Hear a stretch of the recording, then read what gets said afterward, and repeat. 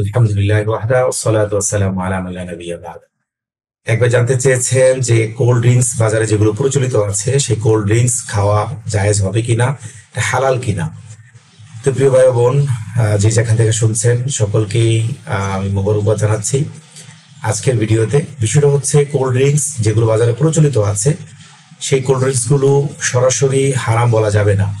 কারণ cold drinks হারাম হওয়ার জন্য বা যে কোনো পণ্য হারাম হওয়ার জন্য তার মধ্যে হারাম কোনো জিনিসের মিশ্রণ আছে কিনা এটা নিশ্চিত হতে হবে। যখন কোনো জিনিসের হারাম জিনিসের মিশ্রণ আমরা নিশ্চিত হব তখন সেটাকে সরাসরি হারাম বলা যাবে। তবে হ্যাঁ, যদি এমন কোল্ড ড্রিঙ্কস হয় বা এমন ড্রিঙ্কস হয় যেগুলোতে হারাম জিনিস থাকার ব্যাপারে সন্দেহ আছে, ধারণা করা হয়, সে সমস্ত জিনিস থেকে আমাদের পরিহার করা উচিত, সে সমস্ত জিনিস থেকে আমাদের বেরিয়ে আসা উচিত, বর্জন করা উচিত।